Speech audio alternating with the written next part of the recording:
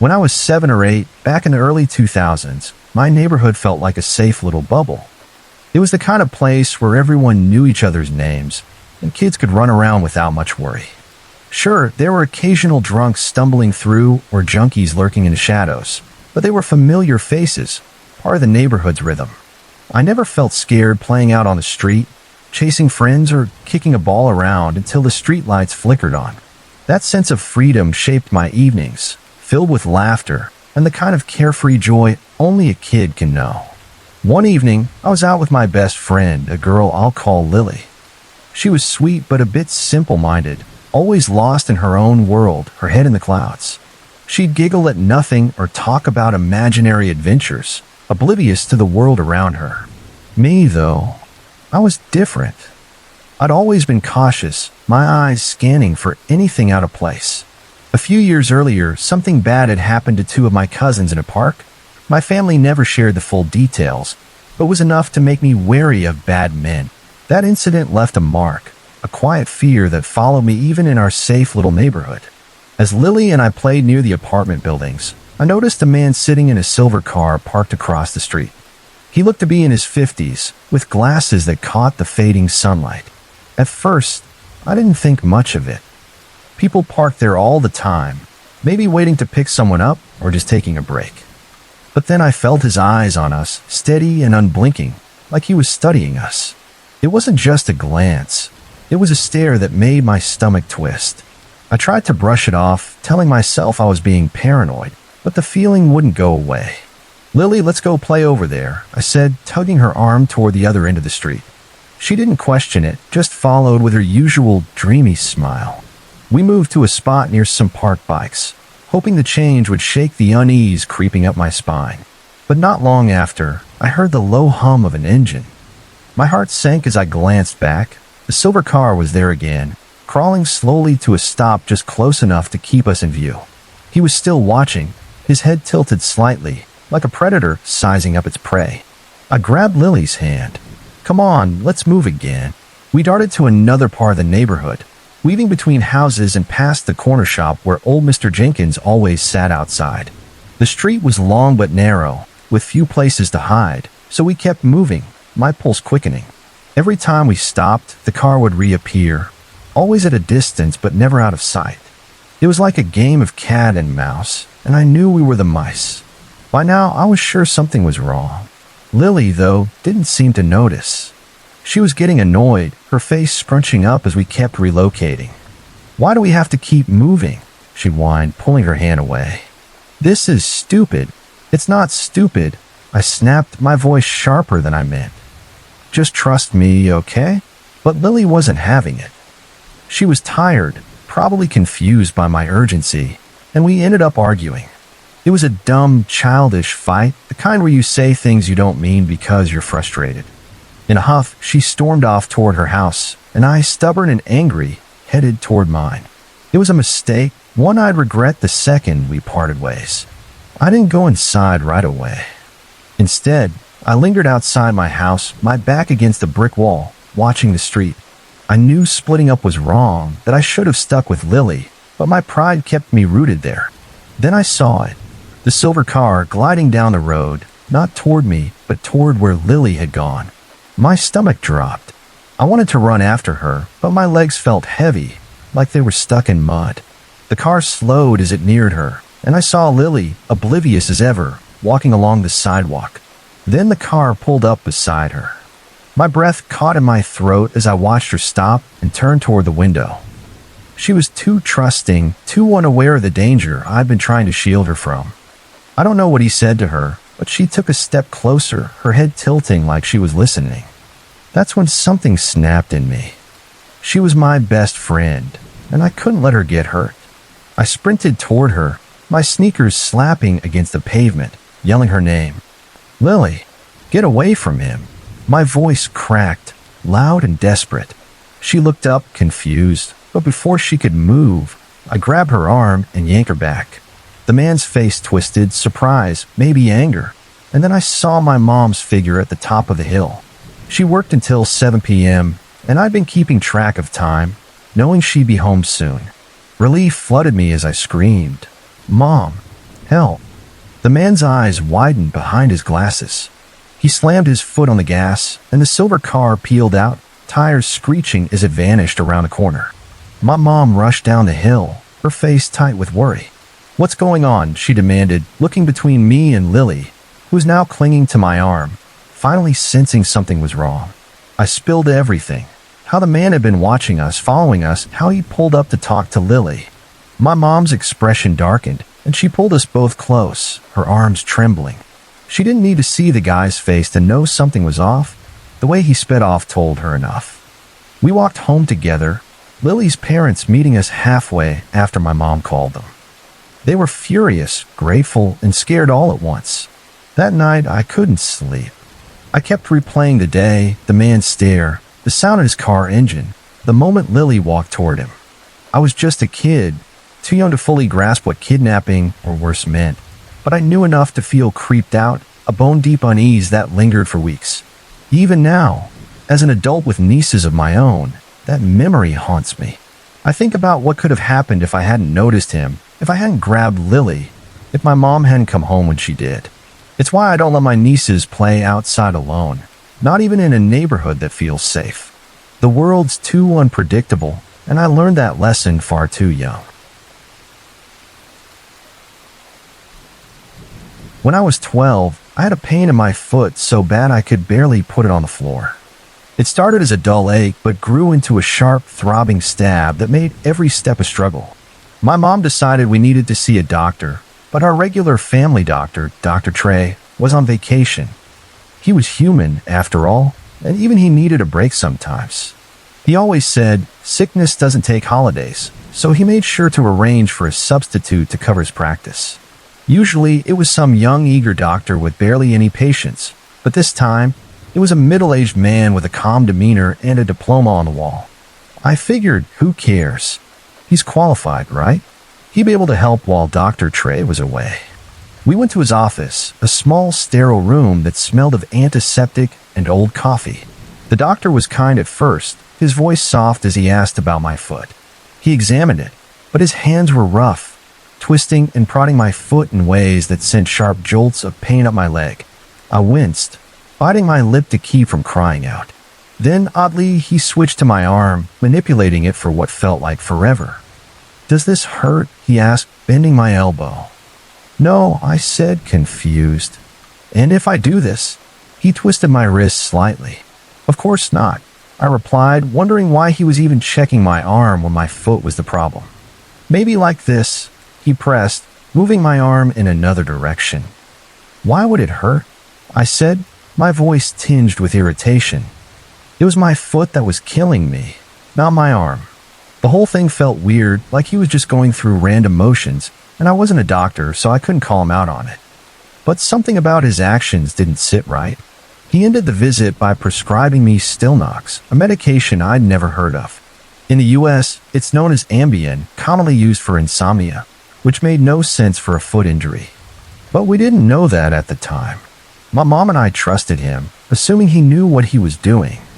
We left the office, prescription in hand, and I started taking the pills as directed, hoping for relief. But my foot still hurt just as much, each step like walking on broken glass. Rome wasn't built in a day, I thought, trying to stay patient. That evening, something bizarre happened. My mom asked me to hand her an empty box sitting nearby. I reached for it, lifted it, and froze. Inside was a writhing mass of bugs, crawling, skittering things with shiny black bodies and too many legs. I screamed and flung the box away, my heart pounding. "What the hell's going on?" I yelled, staring at the floor where I swore the bugs were spilling out. My mom grabbed the box, her brow furrowed. "What are you doing?" "It's just a box. There are bugs everywhere," I shouted, pointing at the crawling mess I could still see.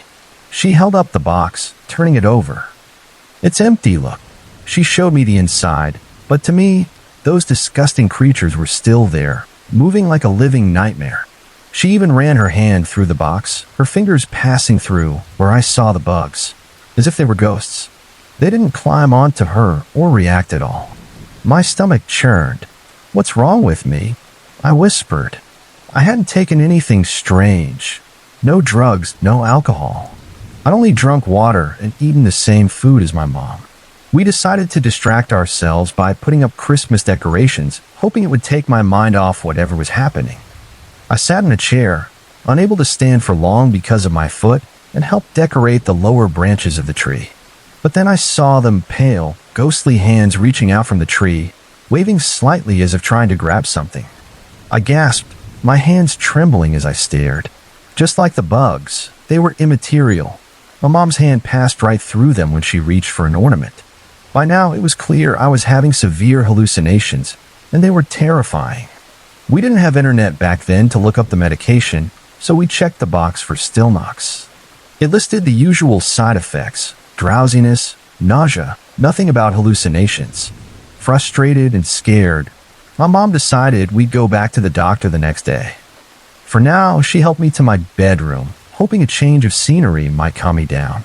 "Do you see anything here?" she asked, scanning the room. "No, I can't see anything," I said, my voice shaky. She nodded, trying to stay calm for my sake.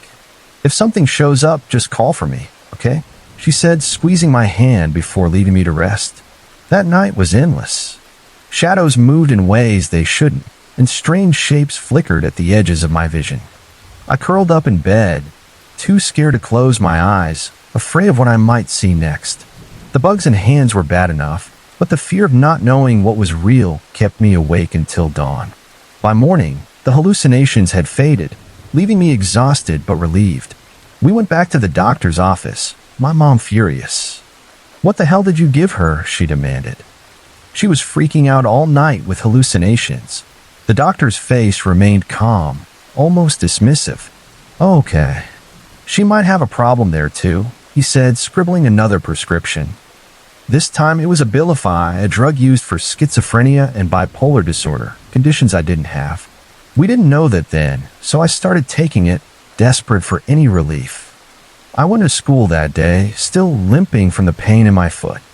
During the first hour, everything irritated me. The chatter of my classmates, the squeak of chalk on the board.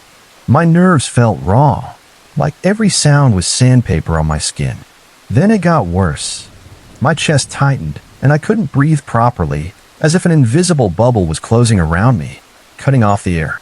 I gasped, trying to force oxygen into my lungs, but it only made things worse. My classmates shot me annoyed looks, and the teacher, fed up with the noise, sent me to the back of the classroom. There it spiraled. My vision blurred, darkening at the edges, like I was going blind. Sounds became muffled, as if my head was trapped in a glass jar. Panic surged through me, and I felt like ants were crawling under my skin, thousands of tiny legs racing across my body. My strength drained, and I collapsed onto the desk, my head spinning. I was still conscious, barely, and heard the teacher snap, "This isn't bedtime. I'm not sleeping," I slurred, my words thick and heavy. "I don't feel good." He approached, his irritation shifting to concern as he saw my state. I don't remember much after that. Just fragments, voices, hands lifting me, the wail of an ambulance. I woke up in a hospital bed, my mom by my side, her face pale with worry. The hospital doctors were blunt. "You could have died if your school hadn't called us in time," one said. They asked about the medications, and my mom explained everything. Stilnox, Abilify, the foot pain that started it all. "Do you have problems with sleep?" the doctor asked. "No," I said weakly. "Were you diagnosed with schizophrenia or bipolar disorder?" "No," my mom answered, her voice shaking with anger. "Then you shouldn't have been given those medications," the doctor said, his tone sharp. "Who prescribed these?" "Some substitute doctor," my mom said. Dr. Trey was on vacation, and this guy was filling in. I stayed in the hospital for a few days, my body recovering from the ordeal. When we got home, Dr. Trey was back, and we told him everything. His face went white with shock. "That's not right," he said, his voice tight. He reported the substitute to the medical board, and what they told him made my blood run cold. That man had been banned from practicing medicine years ago for shady practices. He wasn't even supposed to be seeing patients, yet he nearly killed me with his reckless prescriptions. Even now, years later, I still have moments where I can't breathe properly. Panic attacks, maybe, or lingering effects from that day. They're not as bad as before, but they're a reminder of how close I came to disaster. I don't know if that doctor hurt others or if they reported him too, but he deserves to be locked up. He put my life in danger, and I'll never forget the terror of that night, haunted by bugs and hands that weren't there, or the moment I collapsed, my body betraying me because of his incompetence. This all started when I was around 16, living with my mom in a small town in the UK. I just landed my first job at a local supermarket, a 15-minute walk from our house. My mom was a manager there, but we worked different shifts, so I often walked to and from work alone. The route I took cut through a back alley behind our housing estate, a narrow path that separated our quiet neighborhood from the main road, bustling with cars and evening commuters. The alley opened into a small clearing surrounded by trees and bushes, a place that, as kids, my friends and I used for hide-and-seek. Back then, we'd find dirty needles and empty beer cans scattered among the undergrowth, left by the local drunks and addicts. It got so bad that the neighborhood rallied together to clean it up, trimming back overgrown weeds and nettles, hoping the council would turn it into a safe play area for kids. That never happened, and over the years, the clearing reverted to its old, neglected state, dark, littered, and eerie. At night, that clearing felt downright sinister. There were no streetlights, and the dense trees cast long, jagged shadows that seemed to move on their own. You couldn't shake the feeling that someone was watching from behind the bushes, especially since the area was a known hangout for drug users. My mom had banned us from playing there as kids, and she'd get furious if she caught us sneaking through the alley. But kids are curious, and we'd often ignore her warnings, drawn to the thrill of doing what we weren't supposed to. By 16, though, I wasn't a kid anymore. The alley was the quickest way to work, so I used it despite the unease it stirred in me. At first, it was just a feeling, a prickle on the back of my neck as I walked through the alley and clearing, like someone else was there. I'd chalk it up to being alone in the dark, my imagination playing tricks. But after a few weeks of working at the supermarket, I started hearing footsteps behind me. They were faint at first, barely noticeable over the crunch of my own shoes on the gravel. Too scared to look back, I'd quicken my pace, heart pounding, until I reached the main road. No one ever followed me out, leaving me feeling foolish for letting paranoia get the better of me. I'd scold myself, thinking I was overreacting, that the alley was just creepy, not dangerous. That all changed one night after a late shift. It was around 10:15 p.m., and I was walking home through the alley. The familiar sound of footsteps echoed behind me, but I'd grown used to it by now, dismissing it as my mind playing tricks again. Then I heard a cough, a low guttural sound that made my blood run cold. I stole a glance over my shoulder and saw him, a tall, stocky man walking directly behind me. It was too dark to make out his face clearly, but I caught the glint of a smile, wide and unsettling. He wore old tracksuit bottoms, scruffy white trainers, a jumper, and a white sports cap pulled low. My heart raced, and I fumbled for my phone, dialing my mom's number as I hurried my pace. Before I could hit call, I was out of the alley and onto the main road. I looked back one last time, and he was gone, heading in the opposite direction. When I got home, my mom asked about the missed call, but I brushed it off as an accident, too shaken to explain. I went straight to the shower, trying to wash away the fear, but I couldn't shake the image of that smile. Why didn't I tell her? I'll never know. Maybe it was embarrassment, or maybe I didn't want to admit how scared I was. Over the next few months, I started seeing him regularly. He'd appear on my walks to and from work, always at a distance but close enough to notice. Sometimes he'd follow me all the way to the supermarket, trailing just far enough behind to avoid suspicion. I tried to convince myself it was a coincidence. Maybe he just shopped there, right? But it was always on the days I worked, at the exact times I was walking. Deep down, I knew it wasn't random, but I was naive, telling myself things like that didn't happen to girls like me. At the supermarket, it got worse. He'd show up inside the store, lingering at the ends of aisles where I was stacking shelves. He'd pretend to browse, picking up a can or a box, but his eyes were always on me. If I was on checkout duty, he'd choose my till, even if others were free or mine had a long queue.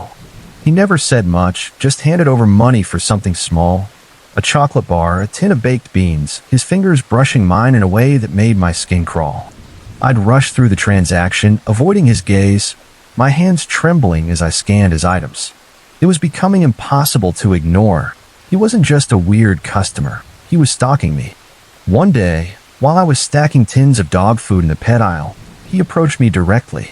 "Do you have a dog?" he asked, his voice low and too familiar, like we were old friends. "No," I said, keeping my eyes on the shelf, hoping he'd leave.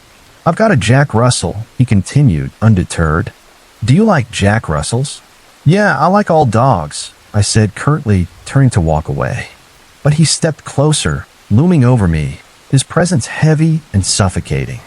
"Want to come on dog walks with me?" he asked, his tone almost playful, but it sent a chill down my spine. "Not really, thank you," I said, my voice firm despite the knot in my stomach. "I've got to get back to work." I bolted toward the staff door leading to the back offices, my heart hammering. As I rounded a corner, I bumped into Alex, the security guard, a burly guy who always seemed to know when something was off. "You okay?" he asked, noticing my flushed face. I spilled everything, the man following me, his creepy questions, the way he always showed up. Alex's expression hardened, and what he told me made my skin crawl. He'd been watching the guy for over an hour that day. The man had been trailing me around the store, hiding behind aisles and other customers so I wouldn't see him. When I went to the back to grab stock, he'd linger near the doors, just out of sight, waiting for me to return. Alex even saw him rubbing himself while staring at me, the detail that made my stomach turn. He'd already radioed the store manager, but when they went to confront the guy, he vanished. Alex told me to stay in the back and not worry. He was going to kindly ask the man to leave. From what I heard later, it wasn't so kind. Alex practically dragged him out, telling him he was banned for being a creep who stalked teenage girls. That night, Alex drove me home, and I was grateful, too shaken to walk through the alley alone. I felt safer knowing the guy was barred, but the relief didn't last. A few months later, Alex was sacked for stealing food from the ready-to-eat counter, a common practice among staff, but he was the one who got caught, ironic for a security guard. The store hired a new guard, and almost immediately I saw him again, the freaky Jack Russell guy, as I'd started calling him. This time he brought his wife and kids, acting like a model family man. He'd still choose my till, making a big show of kissing his wife or hugging his kids while I scanned his items, but his eyes never left me. He'd linger in the aisles I worked, always with a child in tow, which made it harder to call him out. I was too soft, too afraid of causing a scene, so I didn't tell anyone he was back. I just tried to get through each transaction as fast as possible, ignoring the way his presence made my skin prickle. This went on for nearly 2 years. By then, I was struggling with health issues, unrelated to the stalking but bad enough to land me in the hospital for a few weeks, followed by a 12-week recovery at home. When I returned to work, I was eased back in with short 4-hour shifts a couple of times a week. One night, around 10:15 p.m., I was walking through the clearing again. Halfway through, I felt a hand on my shoulder. I yelped, spinning around to see him standing there, holding a rose. My heart stopped. "I missed you," he said, his voice low and syrupy. "I'm glad you're better." I froze. How did he know I'd been sick? "You've lost weight," he went on, his eyes raking over me. "I prefer a bit of meat on my women, but it's okay. I'm a good cook. I'll fatten you up." He smiled, the same unsettling grin from that first night in the alley. Then he added, "I'm disappointed you got new blinds on your bedroom window. Makes it harder to see you." My blood ran cold.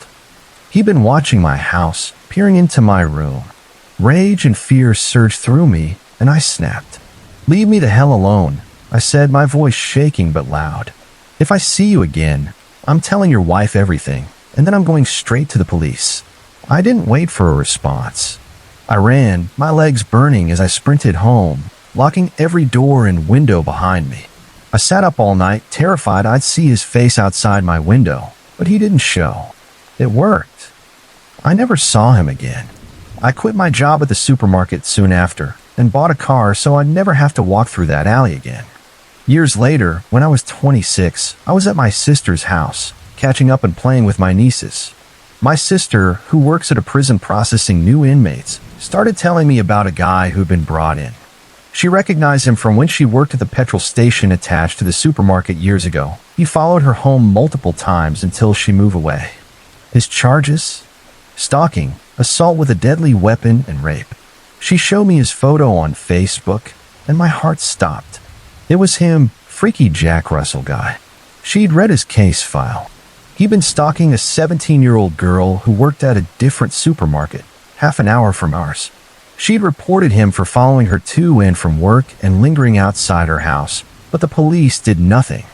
One night, after a late shift, he grabbed her behind the store as she headed to the bus stop. Her mom called the police, and they caught him through CCTV and DNA evidence.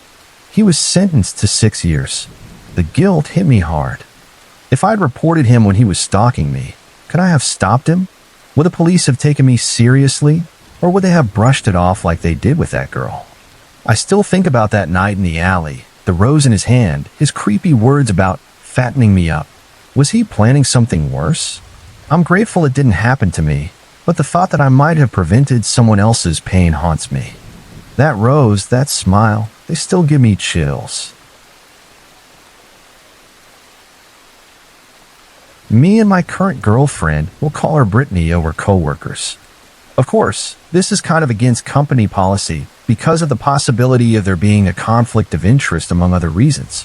However, we are both outstanding employees that don't let it affect our work, but we still tried to keep it on the down low to avoid unnecessary backlash.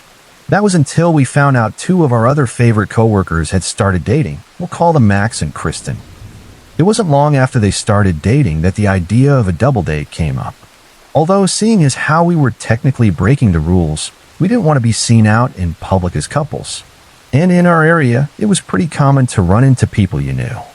I remember just about 2 weeks earlier that my father told me about a really cool nature center that doubles as a small campground and has a few secluded cabins.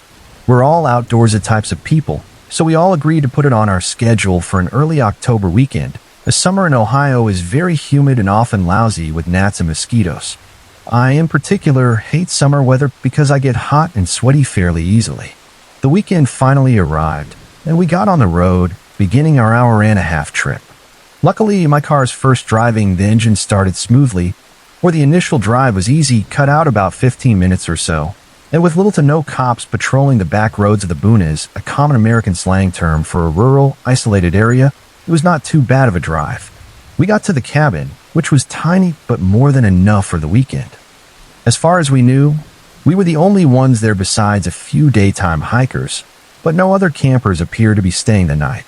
The desk worker told us that they really don't get too many campers this time of year. It was mostly just older couples that hike the short trails and have picnics, and all in all, it was a pretty laid-back place.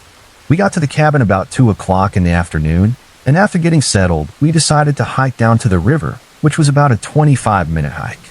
Of course, with Ohio weather the way it is, October was still rather hot, much warmer than I'd hoped for, and I ended up working up a decent sweat. I was the only one brave enough to get into the cold, murky water completely.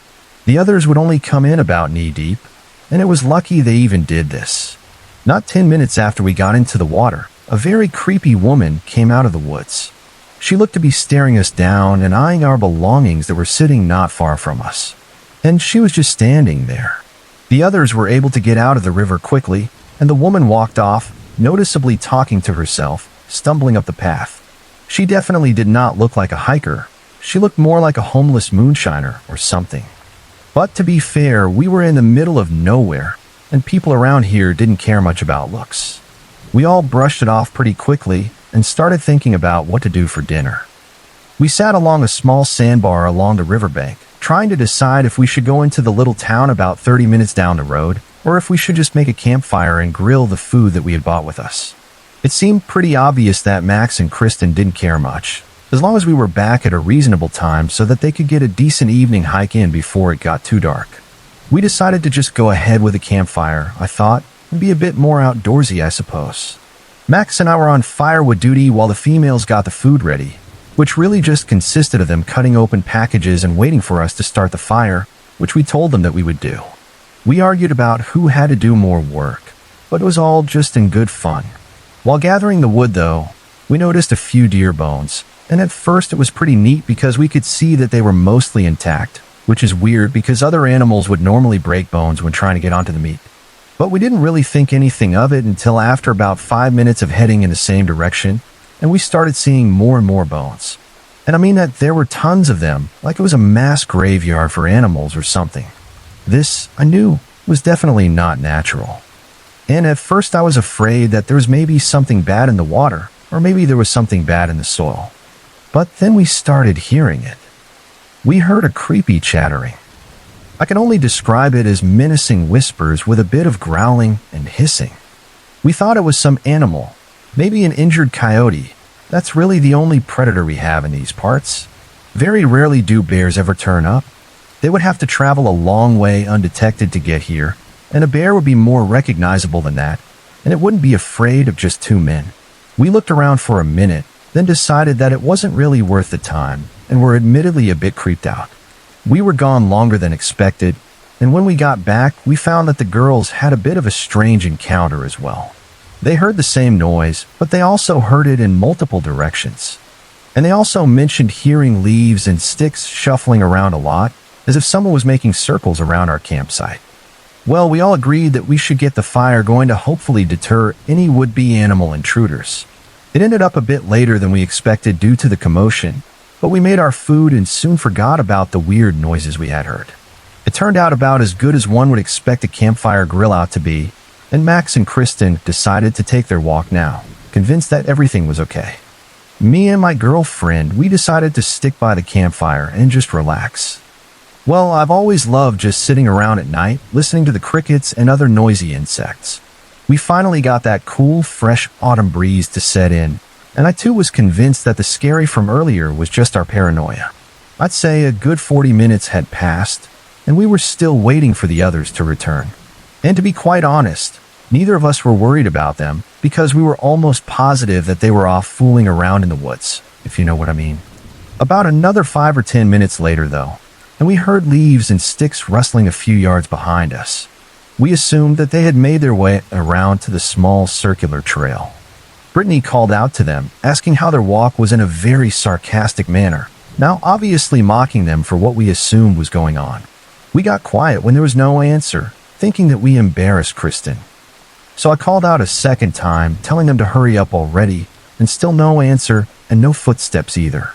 I got up and flashed a flashlight in the direction of where I remembered hearing the footsteps, and it's at this time that I realized that this was not where the trailhead leads out. The directions where the noises were coming from are nothing but more woods, and the trailhead actually lets out on the left side of our camp, far from where the footsteps were coming from. Now, Kristen is not afraid of the outdoors, but she's also not the type to try and hike through thick brush, so the footsteps we heard were very unlikely to be the two coming back. I immediately got a familiar creeped out feeling, like I had before. I told my girlfriend to stay close to the fire, and she grabbed a stick that we had whittled into a spear while we were waiting. I walked the campsite with a flashlight, looking for anything weird, and I definitely found it. Our car was parked along the side of the cabin, and between the cabin and the car, there were more bones. However, these were clearly more fresh. Meat, blood, and fur were still all around the bones. And then I looked in the car window and saw that it had clearly been gone through. The bags that we didn't take into the cabin were still in the car, and they were completely ransacked. This completely set me off, mostly because we were only 10 to 15 feet away, and someone was watching us and digging through our stuff. Luckily, the gun box under my seat was locked. I, of course, quickly unlocked it and got out my 9mm Smith & Wesson revolver. We only left the car unlocked because we were so close, and we were supposed to be the only ones at the campground. I'm now worried about Max and Kristen.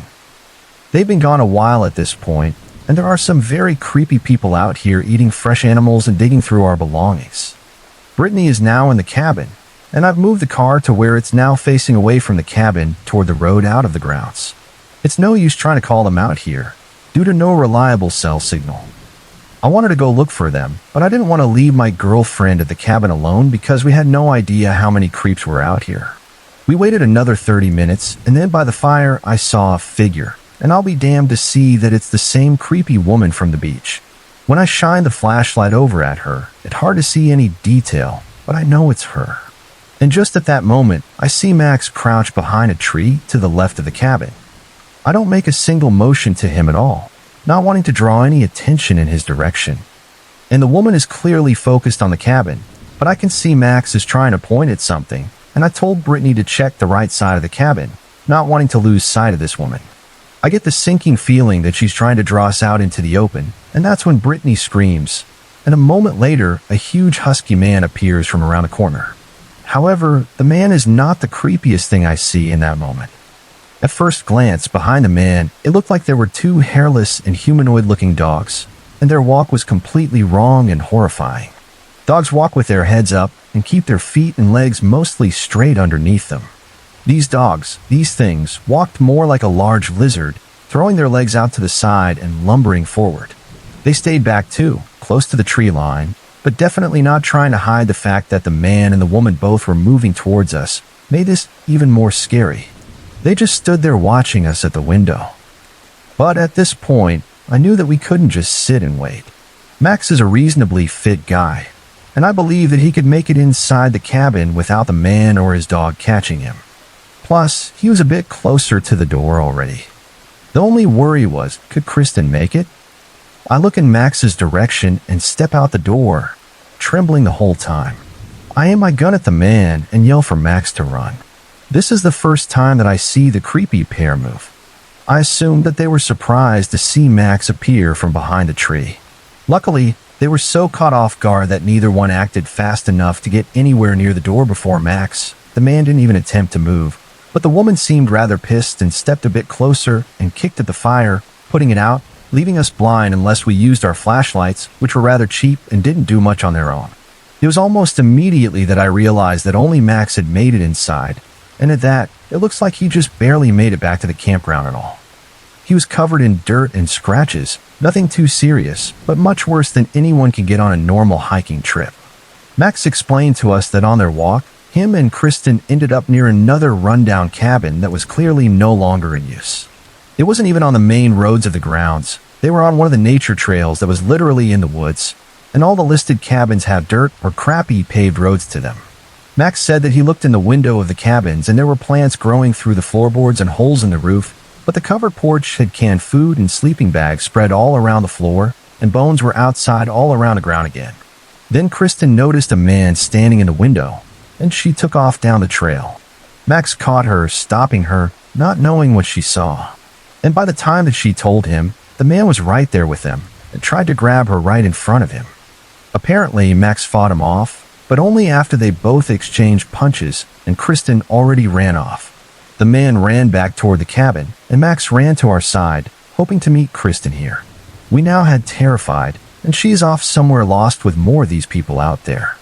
The one detail that really bothered me too is that the woman, she just appeared out of nowhere. And the man and his dogs trekked through the thick brush almost as fast as Max was on the open trail. In other words, they clearly know this area and are very good and can make it around very quickly. My hope is that Kristen made it to the nature center. It is mostly a straight shot if she can make it to the main road, but if she's stuck on the trails, she could be anywhere, wandering the trails, or even end up deeper in the woods headed away from us. We were now without the brighter light of the fire and had no idea where these people were. We argued for a good 20 minutes about what to do. We knew that we had to do something to find Kristen, but coming up with a plan that didn't sound ridiculous was harder than we thought. And none of us knew the area, and I feared that they had traps in place and was immediately being very paranoid. I planned to make a dash for the car and get to the nature center. That was the main reason I turned the car around in the first place. I was banking on Kristen making it there before us. But Max didn't think that sounded like something she would do. He figured that she was still somewhere on the trail, hiding and waiting it out. I didn't want to admit it, but that did sound more likely, meaning that we were going to have to try and outmaneuver these guys in the woods, which seemed very unlikely seeing as how they have already been moving quickly through our campsite and the trails undetected. I did have a gun, yes, but it's pitch black under the trees, and this is a 5-shot revolver. There's no room to be careless in this situation. Eventually, we came to a decision, and we decided that we'd head for the nature center and hopefully put some distance between us and the creepy couple, and we would backtrack through the trails if Kristen was not there. I also hoped that we would get some service around the nature center. Due to it being in a clearing, and about 2 miles away from where we currently were. I was the first out of the cabin, while Max brought up the rear with his flashlight and a large camp hatchet. Brittany was in the middle and still had her sharpened spear. We made it into the car without seeing a thing, and we sat in the car for a minute or two before we took off, waiting to see if they would show themselves. Not knowing where they were was the worst part of the ordeal, in fact. But luckily, we made it out without any problems to the nature center, but there was no sign of Kristen anywhere. Brittany at this point wanted to rethink our plan. Going back in there on foot didn't make much sense, and I agreed, but we couldn't just leave without her. So at this point, we decided to split up, and me and Max were going to head back into the woods and get Kristen, and Brittany, she would take the car to town and get the police. I did feel a bit more comfortable with this plan, knowing that help would soon be on the way with plenty of guns to deal with these creeps. Plus, we could move fast, just as me and Max, and it's one less person we have to protect. Before she headed out there, we pulled the car to one side of the building and propped up some of the bags to look like people in the passenger seat and in the back seat, just in case we were being watched. We wanted it to look like we had left. We waited until the car's taillights had disappeared, and then we headed down the trail that would eventually connect to our campsite's trail. We were making decent time and weren't being terribly loud, which made it all the more surprising when I suddenly got knocked to the ground by something growling and crawling at me. I fired one shot and hit it square in the head as it bit down on my leg, nearly ripping out a chunk. Max stood there with the light pointing down at the dog, only now that we saw it up close, it was clearly not a dog. This was a person. Those creepy, disfigured-looking dogs are, at best guess, the feral offspring of those two disgusting homeless people. This one looked to be about 20-ish, maybe late teens. Now, I'm judging mostly by its size and how scarred up it was. The scars looked old, and if he would stand, he would probably just be taller than me. I was mortified, but also a little relieved. I felt like I could handle the crazy crawling wild person if I had to. Anyway, not saying that this was okay, but it was just slightly better knowing that they aren't giant dogs. If it had been a bloodthirsty dog that size, I'd definitely be dead right now. I think Max was having a much harder time with this realization, but he was able to continue after I snapped him out of it. I was having a moment where I felt like we were all honestly going to be just fine, but as the lunatics would have it, that moment was quickly gone and replaced with a sinking feeling as we heard the foul screams from across the ridge. Those feral things were screeching as loud and as awful as they could. I could tell at this point that there were more than just two that we saw at the campsite. I got to thinking that this one just knocked me on my ass, and if there are any bigger ones, they may be just as dangerous as a dog after all. And just like that, the little adrenaline I had left kicks in, and I'm busting down a path, calling for Kristen, ignoring our previous stealthy approach. Now we can hear them screeching as we run, and then throughout calling for our friend and the screeching of these dog people, we're hearing the thunderous bellows of a man screaming at us. He yells for his children to tear us apart, and I can tell by the lack of an echo he's definitely behind us, blocking any chance that we have of turning around before we get to the next fork in the road. I take a sharp turn, hoping Max will follow, and I head up the rocky hillside and duck down. Max made the turn, but didn't make it up as high as I did due to the loose rock, making him fall. He landed, and thankfully there was a bit of a ditch with low brush in front of it, because not 30 seconds later, the man comes barreling around the corner with an axe in his hand.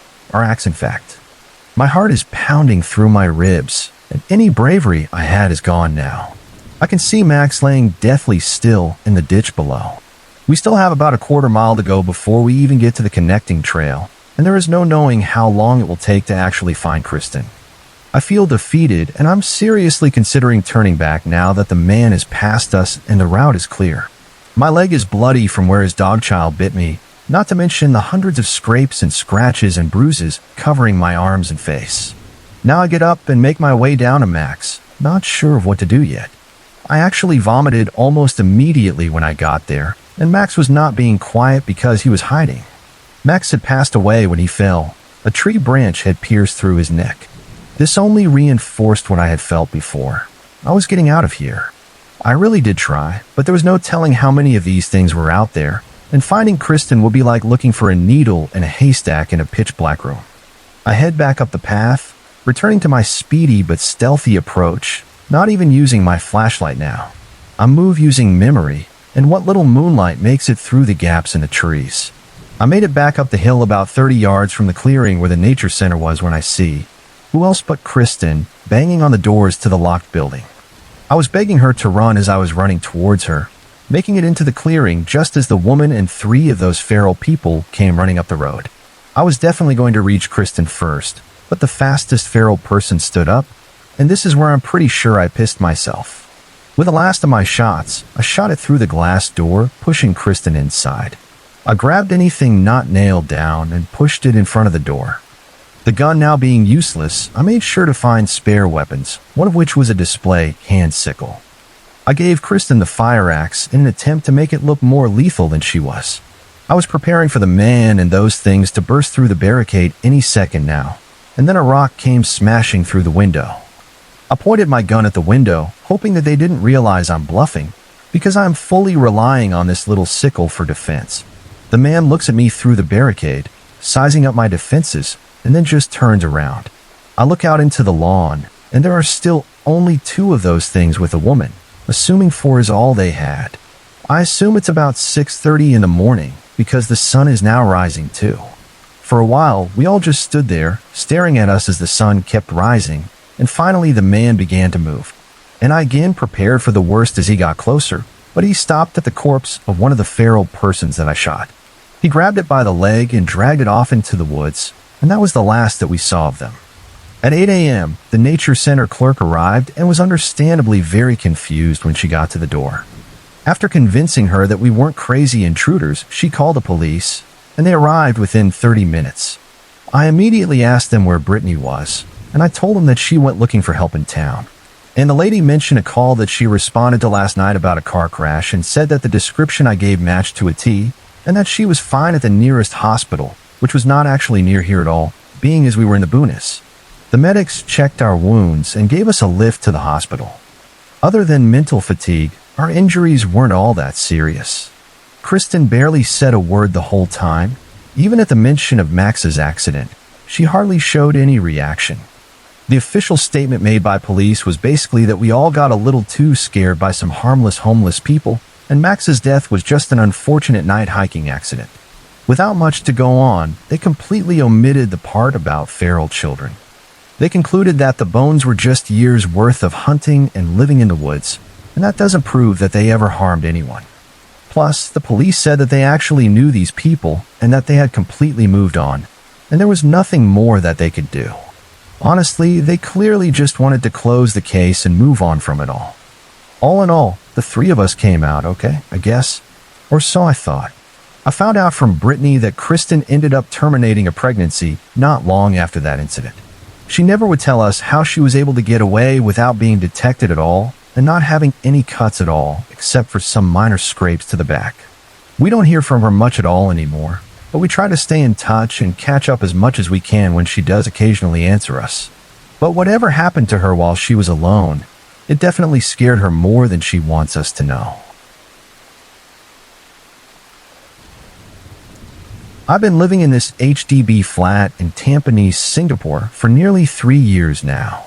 It's a standard 4-room flat on the 17th floor, nothing fancy, but I got it for a decent price. Housing in Singapore is notoriously expensive, so I consider myself lucky to have snagged this place. For context, HDB flats are government-subsidized apartments where most Singaporeans live, practical and functional, but not exactly luxurious. I've always thought of myself as a practical guy, not superstitious in the slightest. My grandmother, Mama, used to scold me for it, saying, "Wei, you must respect the spirits." I'd laugh it off, thinking it was just her old-school beliefs. That was until 2 weeks ago, when everything changed. It started on a Tuesday night. I remember because I had a big client meeting the next morning and desperately needed a good night's sleep. Around 1 a.m., just as I was drifting off, I heard it. A distinct sound, like something small and hard rolling across the ceiling above my bedroom. Tuk tuk tuk. Then silence. Then tuk tuk again. At first, I brushed it off. Probably just the upstairs neighbors moving something. Singapore is a busy city, and people keep all sorts of hours, especially those working night shifts. I pulled my pillow over my head and eventually fell asleep. The next night, it happened again. Same time, almost exactly, took. But this time, it went on longer. It wasn't loud, but it was persistent, like someone was rolling marbles across their floor, my ceiling. The sound would start in one corner of my bedroom, roll across, stop, then start again from another spot. By the third night, I was getting annoyed.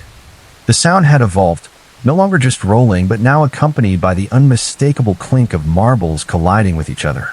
Took, clink. It followed the same pattern, starting around 1 a.m. and continuing until about 3 a.m. I tried earplugs, but somehow the sound cut through them. I was exhausted after a week of this. Dark circles formed under my eyes, and my colleagues started asking if I was sick. I tried playing white noise on my phone, even slept on the couch in the living room, but the sounds followed me there too. Always marbles, always at night. That Sunday, I'd had enough. I decided to confront the neighbors upstairs. I'd never met them before. Typical HDB life, where you can live next to someone for years and only exchange a nod in the elevator. I wasn't even sure who lived there. Maybe a family with kids, which could explain the marbles, though not why they'd be playing at 1 a.m. After psyching myself up with a coffee that evening, probably not the best idea, but I needed the boost. I took the stairwell to the 18th floor. HDB corridors at night always feel a bit eerie. Long stretches of identical doors, harsh fluorescent lights casting odd shadows, the faint hum of someone's TV filtering through a wall. I found the flat directly above mine, Unit 18 to 457, and stood outside the door, rehearsing my speech.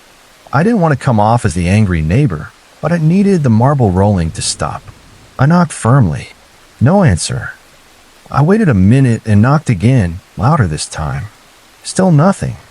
I pressed my ear to the door. Complete silence. Not even the hum of an air conditioner or muffled voices. Hello? I called, knocking once more. Excuse me, I'm your downstairs neighbor. The silence was deafening. I felt awkward standing there, probably looking like a fool to anyone passing by. Out of frustration, I tried the doorbell. The chime echoed inside, but no footsteps followed.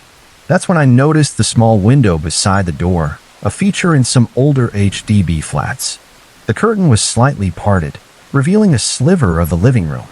I'm not proud of this, but I leaned closer and peered inside. The flat was empty. Completely empty. No furniture, no pictures on the walls, not even light fixtures beyond the basic overhead bulb. A layer of dust coated the visible part of the floor. This wasn't a flat where people lived. It looked like it had been vacant for months. A chill ran through me, despite the humid Singapore night. If no one lived upstairs, what was making those sounds? I stood there, trying to rationalize it. Maybe the noises were coming from 2 floors up, and the acoustics made it seem like they were directly overhead. I was about to head to the 19th floor when I heard it. Took. The marble sound, right there in the empty flat. I froze, my hand still raised toward the window. The sound came again, clearer this time. Took, clink. Then something else, a soft giggle.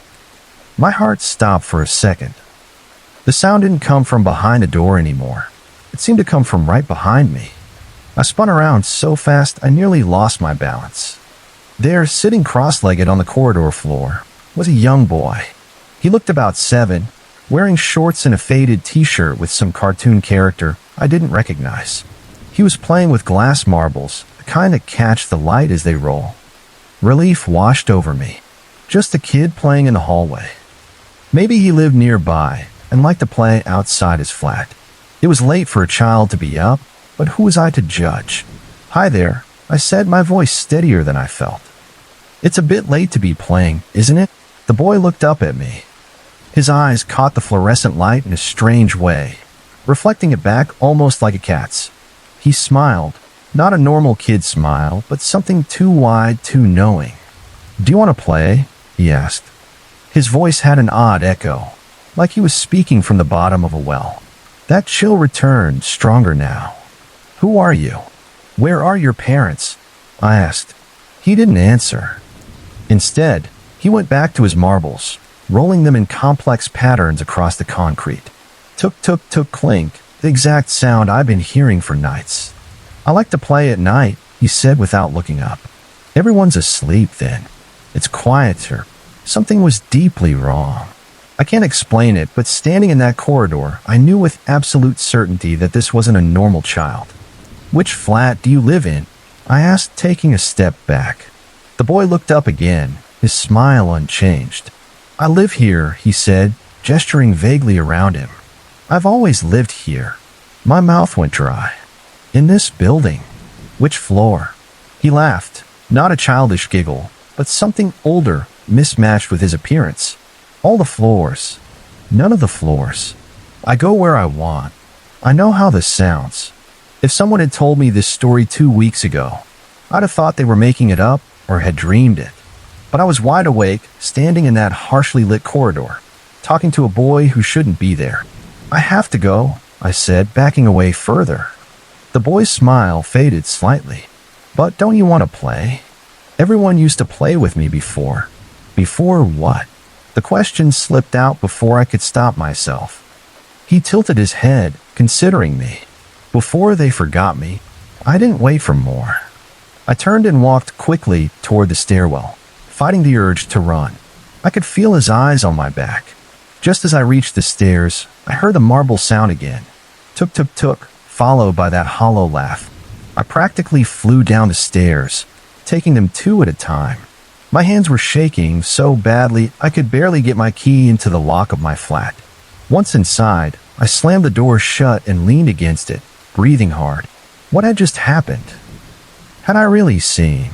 No, I couldn't even think the word. There had to be a rational explanation.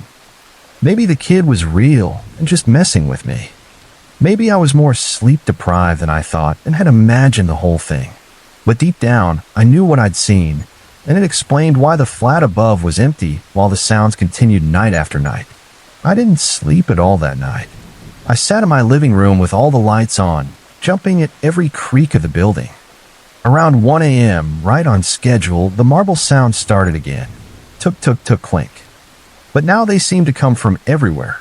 Above me, the walls, sometimes even from the floor beside me. The next day, I went to the management office for our HDB block. The elderly auntie at the desk looked at me with bored eyes when I asked about the flat above mine. Unit 18 to 457? Empty for a long time already, she said, checking her computer. Previous tenant moved out almost 1 year ago. I hesitated before asking, has anyone ever reported anything strange about that unit? She looked at me sharply. Strange how? I don't know. Unusual noises, problems with the flat. Her expression changed. She glanced around, as if ensuring no one could hear, then leaned forward. That block got history, she said in a low voice. Many years ago, before you moved in, there was an accident. My stomach tightened. What kind of accident? Young boy, 7 years old. He was playing in the corridor. Fell down the stairwell. She made a falling motion with her hand. 17 floors. Parents very sad. They moved away after. 17 floors, the exact height of my flat. Which floor did they live on? I asked, already knowing the answer. 18, just above your flat. I thanked her and left, my mind racing. That night, I did something I'd never done before. I called my Amma. I'd always dismissed her superstitious beliefs, her offerings to ancestors, her insistence on rituals. But now I listened. She explained what I needed to do. The next day, I bought the items she recommended. Joss sticks, specific offerings, and a small toy marble. I felt ridiculous, but I followed her instructions, setting everything up on a small table near my front door. You must speak to him with respect, she had told me. Tell him you understand he wants to play, but he must find peace. That night, after completing the ritual, I sat in my darkened living room and waited. At exactly 1 a.m., the marble sounds began. Tuk tuk tuk. I know you're there, I said aloud, my voice trembling. I know what happened to you. I'm sorry, but you need to find peace. The sound stopped abruptly. I've left you something by the door, I continued. It's yours if you want it. But please, I need to sleep. We can share this building, but I need quiet at night. For several long moments, there was silence. Then, so faintly I almost missed it, I heard a child's voice. "Thank you for playing with me." The marble I'd left as an offering was gone the next morning, and for the first time in 2 weeks, I slept through the night without the sound of marbles. That was 5 days ago. The sounds haven't stopped completely. I still hear them occasionally, but they're fainter now and stop by midnight. Sometimes when I'm alone in my flat, I feel like someone's watching me, but not in a threatening way, more like a curious child observing what adults do. I've started researching the history of this HDB block. The auntie was right. A boy died here in 2007, falling from the 18th floor. His name was Arbe, and according to old news articles, he was known for playing with marbles in the corridors, despite his parents' warnings about the stairwell. I still don't know if I believe in ghosts. Maybe there's a rational explanation for everything. Maybe the power of suggestion made me imagine that boy in the corridor, or the marble sounds are just the building settling. But last night, as I was drifting off, I heard a quiet tuk-tuk-tuk from somewhere in my flat. When I opened my eyes, a single glass marble sat on my bedside table, one I know I never bought. It caught the moonlight filtering through my curtains, glinting with colors no modern marble would have. I left it there. It feels like the respectful thing to do. I've always been a pretty level-headed guy. Supernatural stuff? Ghosts? Not my thing. Or at least, that's what I thought until the past month turned my world upside down. Something's been happening in my apartment, and it's messing with my head so bad I need to get this off my chest. I moved into Frostview Apartments about 6 months ago. It's one of those 1970s buildings, renovated just enough to justify the higher rent but not enough to fix the real issues, like the inconsistent heating or the pipes that groan and clank at random. It's affordable though and close to my job, so I can't complain too much. For the first few months, everything was fine. No red flags, just the usual quirks of an old building. But about 4 weeks ago, things started getting weird. It began at night when I'd be lying in bed, scrolling through my phone or reading. Out of nowhere, I get this intense feeling that my bedroom door was opening. Not because of a draft or a creak, just a gut punch certainty that someone had opened the door and was standing there, watching me. Every time I looked up, the door was closed, exactly as I'd left it. But the feeling was so vivid, I'd get up to check. No one was ever there. This happened 3 or 4 nights that first week. I chalked it up to being overtired from late shifts at work. My brain was probably playing tricks on me. But it kept happening, and the sense of being watched made it impossible to fall asleep easily. Last week, things got seriously messed up. I'm obsessive about locking my doors at night. I double-check everything before bed. It's a habit I've had forever. My back door leads to a small balcony, and I've got this heavy-duty LP lock installed, a beast my dad insisted on when I moved in. It's practically impossible for it to unlock itself or be blown open by wind. So on Tuesday night, I locked up like always, checked everything twice, and went to bed around midnight. At 3:30 a.m., I woke up freezing, like I could see my breath in the air. At first, I thought the heating had crapped out again, but then I felt an actual breeze blowing through my apartment. I grabbed my phone for light and stumbled into the living room. The back door was wide open, not just unlocked, but swinging slightly in the wind. The temperature in my apartment must have been 20 degrees. The lock wasn't broken, no signs of forced entry. It was just open. I slammed it shut, locked it, and wedged a chair under the handle for good measure. Then I checked every closet, under the bed, behind the shower curtain, all the places you check when you're scared someone's in your home. Nothing. I couldn't sleep after that. I sat on the couch with all the lights on until morning, staring at that door. I called maintenance the next day, and they fed me the usual building settling nonsense. They checked the lock and said it was working perfectly. I know what I saw. That door was locked when I went to bed, and it can't unlock itself. 2 nights later, I was playing Call of Duty with my buddy Kevin over Discord. We'd been gaming for about an hour when he suddenly asked, "Who's that old guy that keeps calling your name?" I froze. "What are you talking about?" "In the background," he said. "Some old dude keeps saying, 'Marcus,' really quietly. Is your dad there or something?" I was alone in my apartment. I told Kevin that, and he got quiet. He said he'd heard someone saying my name at least 3 times during our game. I hadn't heard a thing, but after he mentioned it, I couldn't focus anymore. We logged off early, and I spent another night with all the lights on. The next day, I started hearing it too. I'd be washing dishes or taking a shower, and I'd hear someone whisper Marcus from behind me. The first few times, I spun around expecting to see someone, but now I don't even bother looking. I know no one's there. The weirdest part, it's not just in my apartment anymore. The neighborhood dogs have started howling every night, not normal barking, but this mournful, eerie howling that echoes through the complex. It starts around 11 p.m. and sometimes goes until 3 or 4 in the morning. I asked some neighbors about it, and they've noticed it too, but no one knows why it started or why all the dogs are doing it at once. Last night was what finally pushed me to write this down. I couldn't sleep again, so around 1 a.m., I decided to go up to the roof to take pictures of the night sky. Photography's been a hobby of mine forever, and I thought focusing on something normal might calm me down. I spent about 30 minutes up there snapping shots with my DSLR. It was peaceful for once. No howling dogs, just a clear sky. I took 40 or 50 photos of constellations and the moon. Nothing weird happened while I was up there. No voices, no feeling of being watched. It was the most normal I'd felt in weeks. Back in my apartment, I locked the door, double-checked it, and started going through the photos on my camera.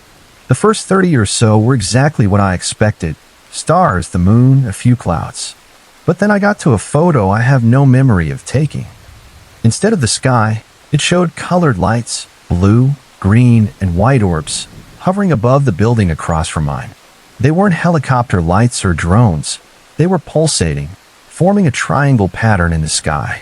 The image was crystal clear, not blurry or shaky like you'd expect if I'd accidentally moved the camera. But here's what freaked me out. I never pointed my camera in that direction. I was only shooting upward at the sky, not at the surrounding buildings. The timestamp showed it was taken at 1:17 a.m., right when I was on the roof. I was fully conscious the whole time. No gaps in my memory, no drinking, no exhaustion to explain it.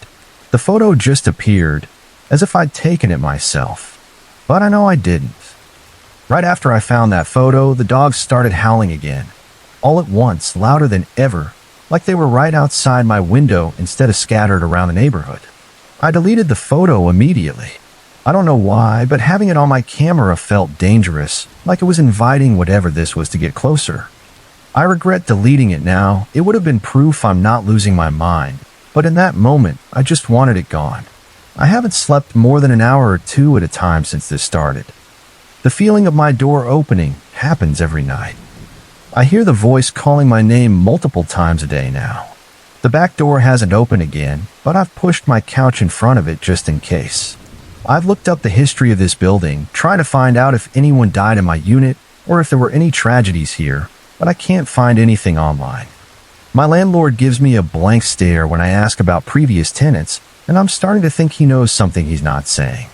Last night, the temperature in my bedroom dropped so low that ice formed on the water in the glass by my bed, even though my heater was running full blast. I slept on the couch in the living room. This morning, I found 3 wet footprints leading from my bedroom door toward the living room where I was sleeping. They were small, like a child's, but there's no way a kid could have gotten into my apartment. They weren't there when I fell asleep around 5 a.m., and they were already drying when I woke up at 7:30. I don't know what to do anymore. I can't afford to break my lease and move out. I've tried talking to my neighbors, but they either think I'm crazy or dodge the conversation. One older woman on my floor just shook her head when I mentioned the weird stuff and said, "That apartment always has trouble keeping tenants. The maintenance guys won't come to my unit anymore. They say there's nothing wrong with my heating or locks and that I'm just paranoid." My friends have stopped coming over because they say my place gives them bad vibes. I've started sleeping with all the lights on and the TV playing to drown out any noises. I've put bells on all my doors so I'll hear if they open. I've set Snowden my phone to record while I sleep, but every morning, the recording stops at some point during the night, usually around 3 a.m. Right now, as I'm typing this, I swear the temperature is dropping again. My hands are cold, and my breath is fogging up. The dogs haven't started howling yet tonight, but I know they will. They always do. I don't know if I'm being haunted, if there's something wrong with this building, or if I'm having a mental breakdown. All I know is something's very wrong in my apartment, and it's getting worse every day. The dogs just started howling. It's only 9:45 p.m. They've never started this early. I just heard something dragging across the floor in my bedroom. I've barricaded myself in the bathroom with my laptop. I don't know what to do. I can still hear my name being whispered, but it's coming from inside the bathroom now, from the shower drain. I can see my breath in here. The mirror's fogging up, but there's no hot water running. Something's moving in the fog, like someone's writing in it, but I can't make out what it says. I think I need to get out of this apartment.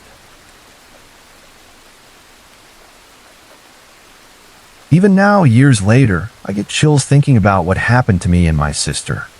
Sometimes I wake up in the middle of the night, heart racing, convinced I've heard that voice again. I've never shared this with anyone outside my family, but I need to get it off my chest. It's been eating at me for too long. Back in 2014, when I was 11, my family moved from Colorado to Tucson, Arizona. My dad had landed a business opportunity he couldn't pass up, so we packed up and headed southwest. It was a big change, new school, new friends, new everything, but I adjusted pretty well, all things considered. That spring break, we drove back to Colorado to visit my cousins in Arvada, a suburb near Denver. They lived in a big, modern house, all concrete and glass, sitting alone surrounded by open fields. It was beautiful, but something about it always made me uneasy. Maybe it was the isolation, or the way the wind whistled around the corners at night. Whatever it was, I never slept well there. My cousin Savannah was my age, and we got along great. One night, we were hanging out in her room, chatting about random stuff, school, TV shows, you name it, when she got really serious. "Can I tell you something weird?" she asked. I nodded, not expecting what came next. "Sometimes I see this little girl standing at the end of my bed, just staring at me." The way she said it, so matter-of-fact, made my skin crawl. She didn't seem scared, just puzzled, like she was trying to figure out if it was normal. "What does she look like?" I asked, immediately regretting it. "She's pale. Really pale. And she just stands there. Sometimes she's there when I wake up, sometimes she shows up in the middle of the night. She never says anything, just watches." That night, Savannah's friend Taylor came over, and we decided to have a sleepover in the living room. We dragged mattresses downstairs, built blanket forts, and did all the usual sleepover stuff, eating junk food, giggling, messing around. Around 10 p.m., we started telling scary stories. That's when Taylor brought up Courtney Road. "It's only like 10 minutes from here," she said, her face lit from below by the flashlight she held under her chin. "There's this old property where a family used to live. The dad went crazy one night. He murdered his wife, then his son, then his daughter. He even skinned their dog before burning the whole house down." My stomach churned as she went on. "People say if you go there at night, you can see the ghost of the little girl hanging from a tree. Some see a white dog that chases them away. But the worst is the tall man." "Tall man?" Savannah asked, her voice small. "Yeah," Taylor said. "He's super tall and wears this black cloak thing. People say if you see him, he follows you home." We stayed up late, scaring ourselves with more stories, before finally crashing around 1 a.m. Well, they crashed. I was wide awake, staring at the ceiling, thinking about that tall man in the black cloak. I must have dozed off eventually, because I woke up suddenly around midnight. The house was dead silent. Savannah and Taylor were fast asleep on their mattresses. I sat up, looking around the dark living room, trying to figure out what had woken me. That's when I saw it. Standing in the foyer, just visible from where I was lying, was a figure. It was unnaturally tall, its head almost brushing the ceiling. It was hunched slightly, like it was too big for the space. I couldn't see its face. It was hidden under what looked like a hood. I froze, unable to move, unable to scream, unable to do anything but stare. Then it started speaking. The voice didn't come from the figure in the foyer. It came from directly above my head. It was low, guttural, spitting out words I couldn't understand. Not a foreign language, just gibberish, but it felt deliberate, like each syllable carried something awful. I finally found my voice and screamed for Savannah. I screamed and screamed, but she didn't wake up. The voice above me got louder, drowning out my cries. I covered my ears, but it didn't help. The voice was inside my head now. After what felt like hours, but was probably just minutes, the voice stopped. I was still screaming when Savannah finally stirred. "What's wrong?" she asked, rubbing her eyes. "Did you have a nightmare?" I pointed toward the foyer, but there was nothing there. The tall figure was gone. I tried to explain, but my words came out jumbled. Savannah's parents came downstairs to check on us, but I couldn't tell them either. I just said I'd had a bad dream. They sent us back to bed, and I lay there, eyes wide open, until morning. We went back to Arizona a few days later, and I tried to forget what happened. But that's when things started getting weird at home. It was subtle at first. I'd hear someone calling my name, but when I'd look, no one was there. My parents said it was the air conditioning or the house settling, but I knew better. It was the same guttural voice from that night, that meaningless language somehow saying my name. Then my mattress started moving at night, not like someone sitting on it, more like it was breathing. I'd wake up feeling like someone was standing right next to my bed, but I was too scared to open my eyes and look. Shadow figures began appearing in my peripheral vision, quick, darting movements that vanished when I turned to look. Over time, they got bolder, crossing the room in full view before slipping into walls or corners. My parents divorced about a year later, and my mom, my sister Jessica, and I moved back to Colorado Springs this time, nowhere near Arvada. I hoped things would get better once we left Arizona. They didn't. Jessica was 16 and had been diagnosed with non-epileptic seizures, which the doctors said were caused by stress or anxiety, not a physical brain issue.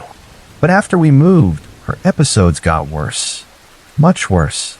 During her seizures, she'd scream about shadow figures holding her down, whispering terrible things, telling her to hurt herself, to hurt our mom, to hurt me.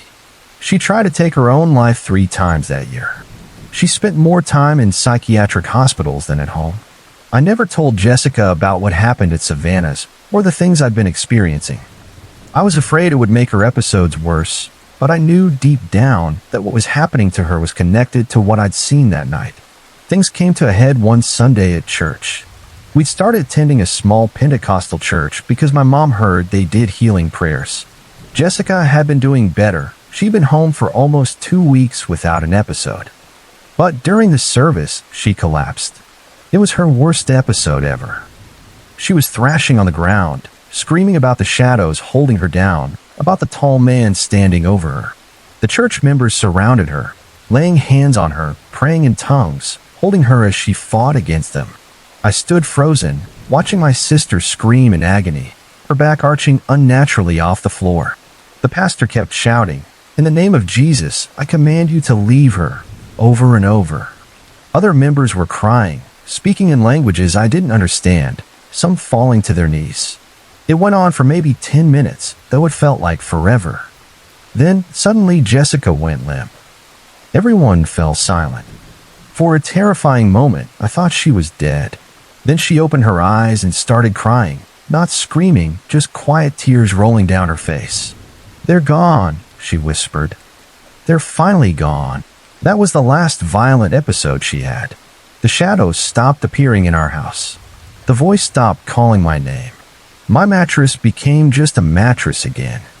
Whatever had followed me home from Savannah's house that night was gone.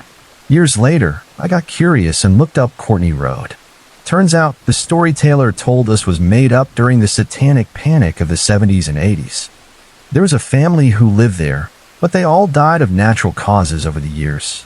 The house was eventually burned down by the county to stop teenagers from trespassing. But that doesn't explain what I saw at Savannah's. It doesn't explain the tall figure in the foyer or the voice above my head. It doesn't explain what followed me home and tormented my sister for over a year. The only theory I have is that we somehow manifested something that night. By acknowledging the urban legend, by being afraid of it, we gave it power. We accidentally invited something dangerous into our lives. I still talk to Savannah occasionally.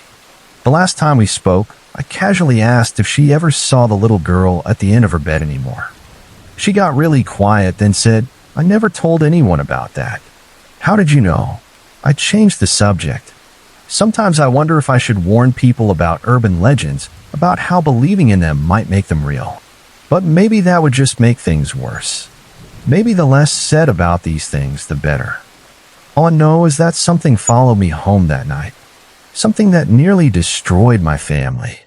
Even though it's been years since I've seen or heard anything strange, I still sleep with the lights on, just in case. I don't go back to Colorado anymore, not even to visit. Some places are better left behind. Some stories are better left untold.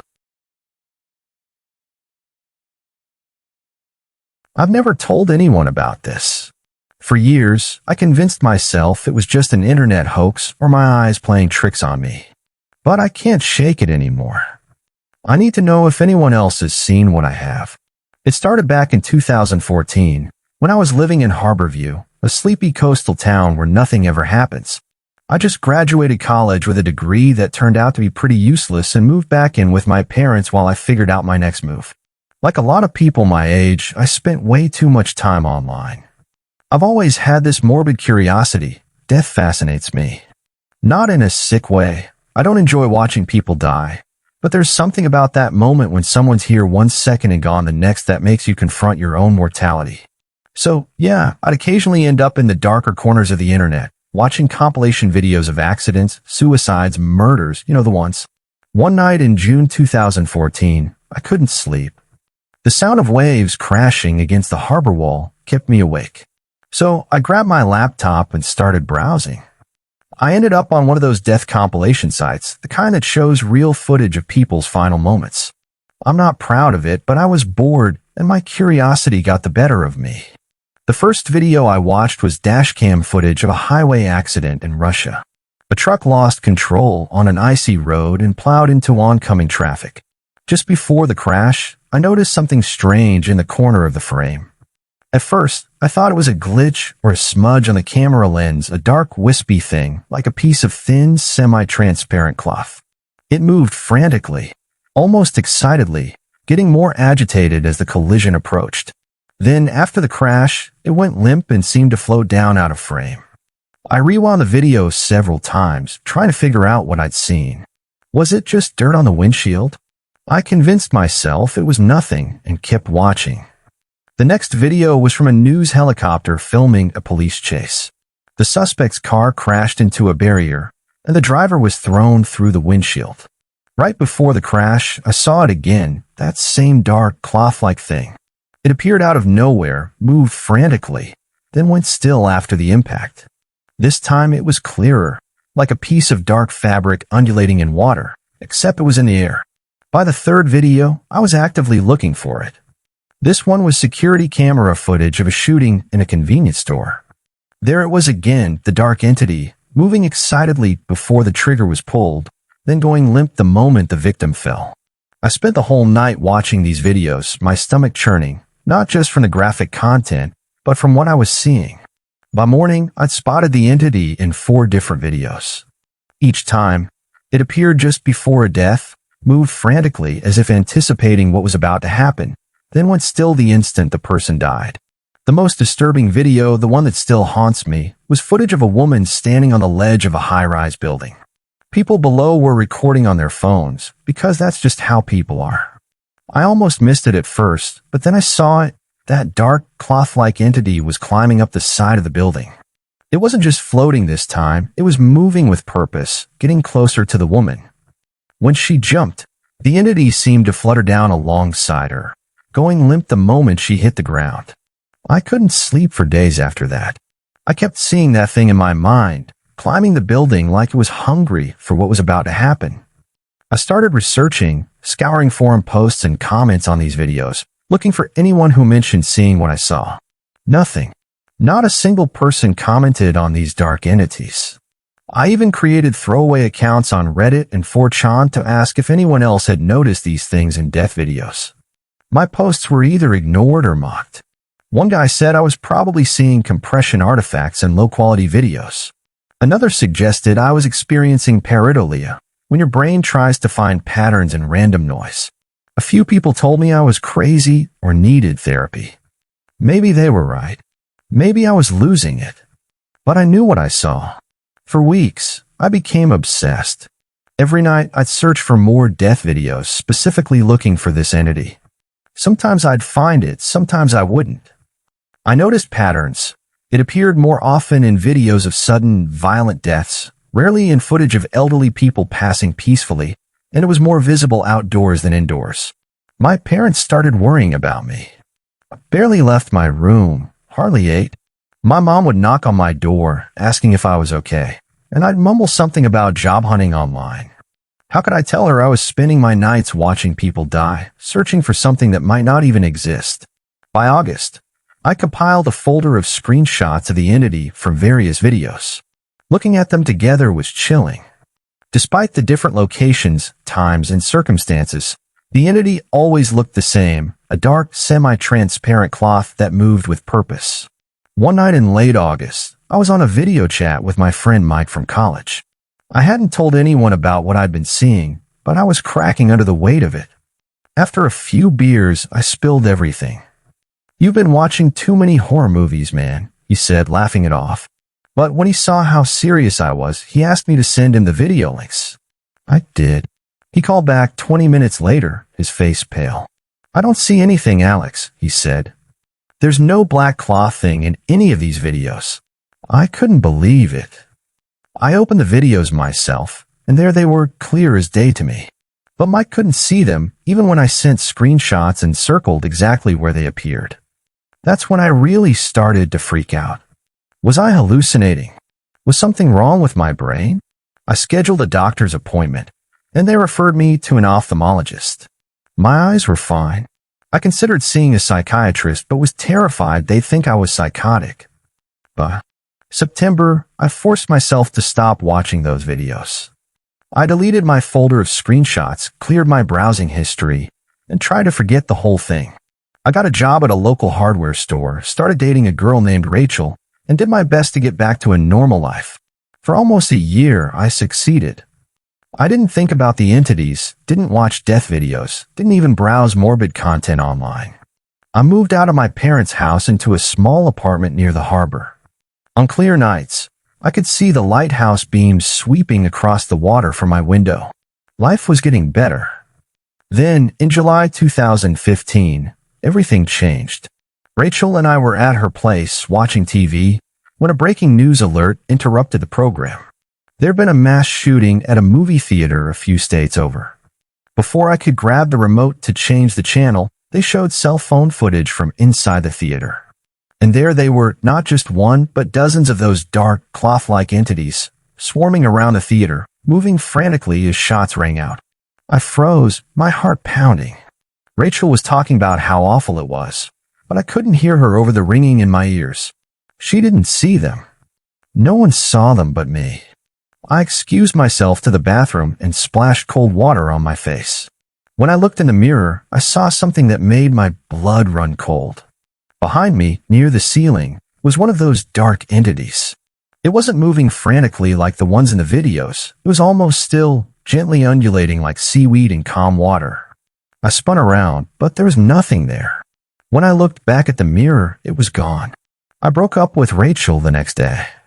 I couldn't explain why, and she was understandably upset, but I couldn't risk her getting caught up in whatever was happening to me.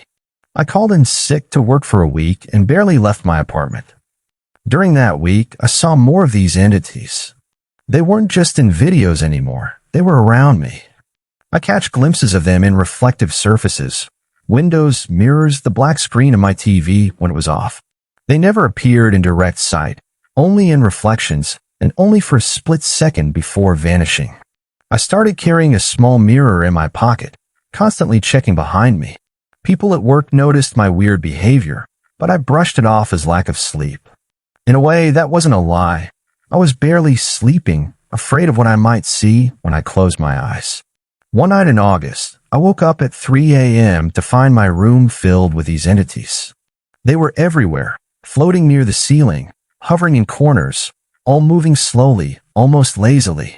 I lay perfectly still, terrified that any movement might attract their attention. After what felt like hours, they faded away as dawn broke. That morning, I got news that my grandfather had died peacefully in his sleep at a nursing home in another state. He was 92 and had been ill for a while. I hadn't seen him in years, but the timing was too much to ignore. A horrible thought hit me. What if these entities weren't just appearing before deaths I saw in videos? What if they were tied to deaths that would affect me personally? My grandfather had died the same night my room was filled with those things. I called my parents to say I'd be coming to the funeral, then packed a bag. Before leaving, I took one last look in my bathroom mirror. Behind me, floating in the corner of the ceiling, was one of the entities. But this time, it wasn't moving slowly. It was moving frantically, excitedly, just like in the death videos. I ran out of the apartment without looking back. I drove 12 hours straight to my parents' house. The whole way, I kept checking my rearview mirror, not just for cars, but for any sign of those entities.